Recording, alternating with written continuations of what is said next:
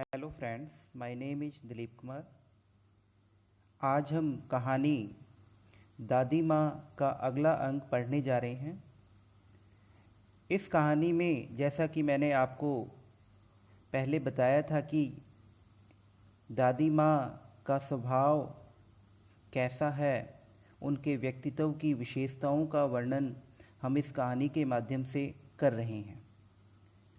तो जब दादी माँ ने रामी की चाची को कुछ पैसे उधार दिए थे और वो पैसे ब्याज समेत न चुका पाने के कारण वह दादी माँ के सामने किस प्रकार से उनका आंचल पकड़े हुए दादी माँ के पैरों की ओर झुक रही है और कह रही है कि बिटिया की शादी है, आप ना दया करेंगी तो उस बेचारी का निस्तार कैसे होगा, उसका भला कैसे होगा। तब दादी माँ थोड़ा सा गुस्से में आकर कहती हैं, हट हट, अभी नहाकर आ रही हूँ। दादी माँ पीछे हट गईं। जाने दो दादी, मैंने इस अप्रिय प्रसंग को हटाने की गर्ज से कहा। बेचारी गरीब है, दे देगी कभी। तब यहाँ पे लेखक ने कहा कि आप इस तरह का व्यवहार इनसे मत करो। तब उन्होंने लेखक को कहा कि चल चल, मुझे समझाने की ज़रूरत नहीं है। मैं चुपके से आंगन की ओर चला गया। कई दिन बीत गए, मैं इस प्रसंग को एकदम भूल सा गया था। प्रसंग मतलब जो बात हुई थी। एक दिन रास्ते में रामी की चाची मिली। वह दादी को पूतो फलो दूधो नहाओ का आशीर्वाद दे रही थी, यानी कि आपकी सुख समृद्धि हो। मैंने पूछा, क्या बात है धन्नो चाची? तो उसने विह्वल होकर कहा, उऋण हो गई बेटा। उऋण का मतलब ऋण से मुक्त हो जाना। भगवान भला करे हमारी मालकिन का। कल ही आई थी, पीछे का सभी रुपया छोड़ दिया। यहाँ पे दादी माँ की उदारता है। ऊपर से मुझे 10 रुपये का नोट देकर बोली, देखना धन्नो, जैसे तेरी बेटी वैसी मेरी 10 5 के लिए हंसाई न हो। देवता है बेटा, देवता। उस रोज तो बहुत डांट रही थी। मैंने पूछा, वह तो बड़े लोगों का काम है बाबू, रुपया देकर डांटे भी ना तो लाभ क्या। मैं मन ही मन इस तर्क पर हंसता हुआ आगे बढ़ गया।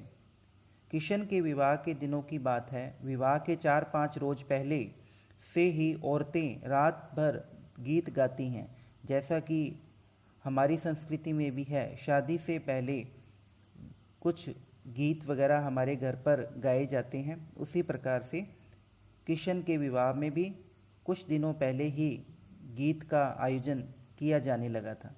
विवाह की रात को अभिनय भी होता था। अभिनय का मतलब होता है नाच गाना।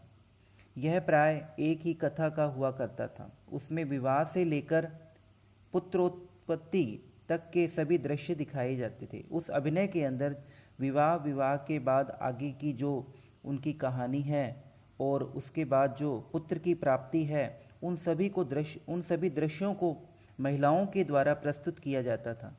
सभी पार्ट औरतें ही करती थीं। पार्ट का मतलब यहाँ पे रोल।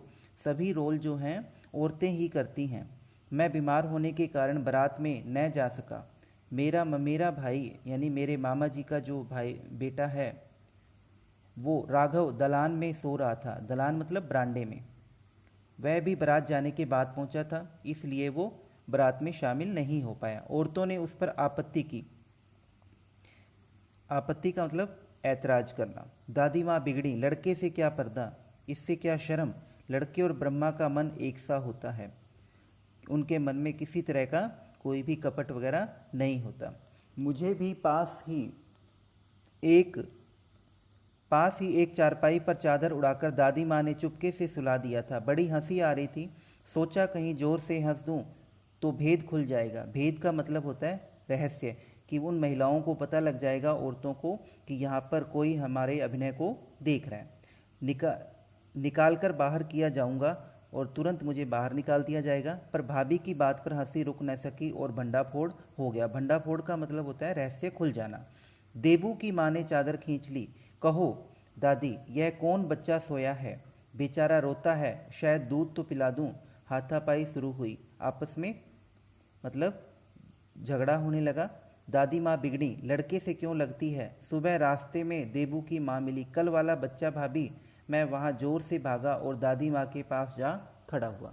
वस्तुतः किसी प्रकार का अपराध हो जाने पर जब हम दादी माँ की छाया में खड़े हो जाते हैं तो अभयदान मिल जाता है। कहने का मतलब यहाँ है कि जब अगर हमसे कोई गलती हो जाती है तो हम अगर अपने से जो बड़े हैं हमारे, उनके पास जाकर खड़े हो जाते हैं तो जो हमारा डर है वो कहीं ना कहीं समाप्त हो जाता है।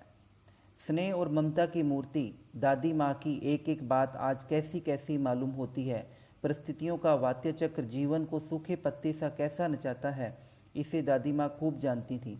यानी कि दादी माँ अपनी परिस्थितियों को बहुत ही अच्छे तरीके से समझती थी और किस प्रकार उनके जीवन में समय समय पर बदलाव आया, उन उन बातों को भी वो अच्छे तरीके से समझ चुकी थी। दादा की मृत्यु के बाद से ही वे बहुत उदास रहती, संसार उन्हें धोखे की टट्टी मालूम होता। कहने का मतलब कि संसार में जो है सब लोग धोखा देने वाले होते हैं, ऐसा दादी माँ सोचती थी। दादा ने उन्हें स्वयं जो धोखा दिया वे सदा उन्हें आगे भेजकर अपने पीछे जाने की झूठी बात कहा करते थे। यानी कि वो दादाजी कहते थे कि पहले मैं जाऊंगा और उसके बाद आपको मैं बुला लूँगा। दादा की मृत्यु के बाद कुकुरमुत्ते की तरह बढ़ने वाले, मुंह में राम बगल में छुरी वाले दोस्तों की शुभ चिंता ने स्थिति और डावाडोल कर दी। यानी कि जब दादाजी की मृत्यु हो गई तो उस समय उनके जो मित्र थे, जो बड़ी बड़ी बातें किया करते थे, वो बिल्कुल कहते हैं कि सामने आने लग गई थी और वो जो स्थिति थी वो बड़ी ही दुखदायी थी। दादा के श्राद्ध में दादी माँ के मना करने पर भी पिताजी ने जो अतुल संपत्ति व्यय की वह घर की तो थी नहीं। यानी जब दादाजी की मृत्यु हो गई तो जो लेखक थे उनके पिताजी ने उनके श्राद्ध में, यानी कि जब किसी व्यक्ति की मृत्यु हो जाती है तो उसके बाद कुछ पाठ पूजा का आयोजन किया जाता है जिसमें ब्राह्मणों को भोजन भी करवाया जाता है। वो एक श्राद्ध की परंपरा होती है। इसमें उन्होंने काफ़ी संपत्ति का व्यय कर दिया था, खर्च कर दिया था। वह घर की तो थी नहीं। दादी माँ अक्सर उदास रहा करती। माघ के दिन थे, कड़ाके का जाड़ा पड़ रहा था। माघ का महीना जिस महीने में जाड़ा अधिक पड़ता है। पछुआ का सन्नाटा, पछुआ यहाँ पे हवा से है और पाले की शीत हड्डियों में घुस रही थी और जो ठंड पड़ रही थी वो हड्डियों को चीरकर अंदर जा रही थी। शाम को मैंने देखा दादी माँ गीली धोती पहने कोने वाले घर में एक संदूक पर दिया जलाए हाथ जोड़कर बैठी हैं।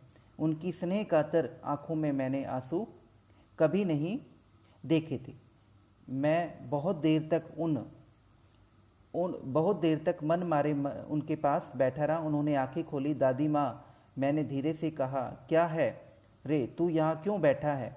दादी माँ, एक बात पूछूं, बताओगी ना। मैंने उनकी स्नेहपूर्ण आंखों की ओर देखा।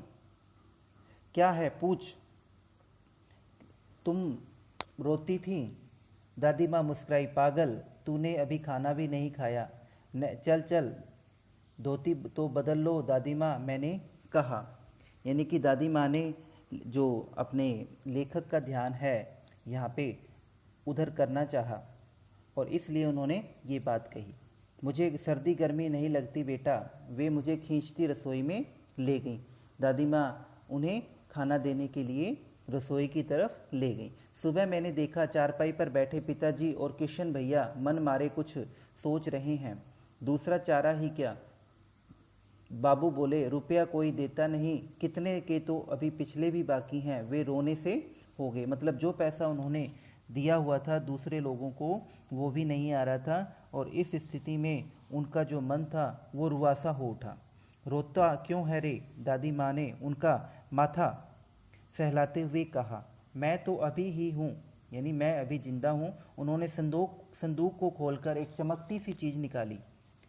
तेरे दादा ने यह कंगन दिन के लिए पहनाया था। उनका गला भर आया। मैंने इसे पहना नहीं, इसे सहेज कर रखती आई हूँ। सहेज कर मतलब संभाल कर। यह उनके वंश की निशानी है। उन्होंने आंसू पोंछकर कहा, पुराने लोग आगा पीछा सब सोच लेते थे बेटा। यानी कि दादी माँ ने अपने संदूक से जो उन्हें शादी में दिया गया उपहार था वो उन्होंने निकालकर अपने बेटे को दे दिया था। सचमुच मुझे दादी का शाप भ्रष्ट देवी सी लगी। मतलब यानी कि उनके मन में किसी तरह का कोई भी द्वेष नहीं था, किसी तरह की कोई भी ग्लानि नहीं थी। धुंधली छाया विलीन हो गई। मैंने देखा दिन काफ़ी चढ़ गया है, यानी कि सूरज उदय हो गया है। पास के लंबे खजूर के पेड़ से उड़कर एक कौवा अपनी घिनौनी काली पांखें फैलाकर मेरी खिड़की पर बैठ गया।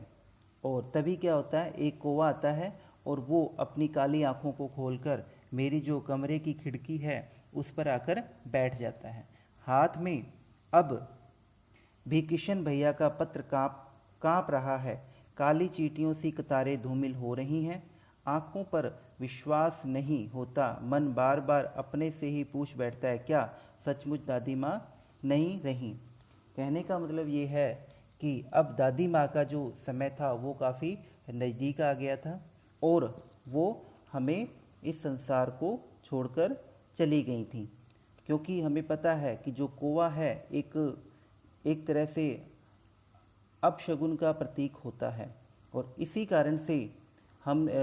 कारण से लेखक ने अंदाज़ा लगाया कि सचमुच दादी माँ अब हमारे बीच में नहीं रही हैं। तो इस कहानी के माध्यम से हम सभी ने दादी माँ के स्वभाव की विशेषताओं का वर्णन किया और उनका व्यवहार जो दूसरों के प्रति था, उनकी उदारता का वर्णन हमने अपनी कहानी के माध्यम से किया है। इस प्रकार हमारी जो ये कहानी है आज समाप्त होती है। धन्यवाद।